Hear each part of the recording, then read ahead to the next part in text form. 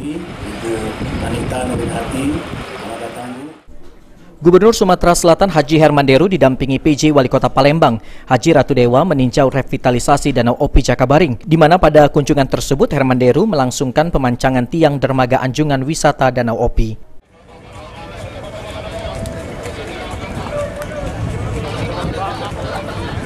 Provinsi Sumatera Selatan atau yang mewakili Wali Kota. Mundur lagi ya. Hermanderu mengungkapkan dana yang diperlukan untuk revitalisasi Danau Opi tahap pertama sebesar 18.589.282.000 dan tahap kedua sebesar 9.458.408.000 dengan luas kawasan 134.442 meter persegi. Di Danau Opi Jakabaring akan dibangun berbagai fasilitas guna meningkatkan jumlah pengunjung dan wisatawan. Fasilitas yang akan dibangun antara lain pintu masuk dan juga pelataran, lapangan olahraga, area playground, stand UMKM, dermaga, pos dan juga jogging track. Hermanderu berharap setelah revitalisasi Danau Opi selesai agar dimanfaatkan dan juga dikelola dengan baik serta dapat bermanfaat secara produktif bagi masyarakat.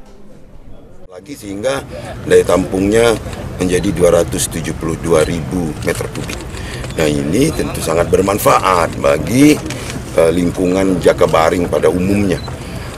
Kawasan seberang ini yang saya harapkan ini bisa dalam jangka lama baru dipelihara lagi. Maka tadi saya ajak masyarakat, yuk kita pelihara ini dengan cara minimal tidak membuang sampah di sini. Yang kedua, kita manfaatkan ini dengan membuat dermaga untuk wisata airnya. Itu tadi sudah kita pancang untuk tahap kedua dengan biaya lebih dari 9 miliar. Tentu ini nanti kita serahkan Pak Wali Kota untuk dapat pengelolaannya ke depan dan space ruang terbuka di atas air ini di luar airnya itu dapat digunakan untuk tenan-tenan orang.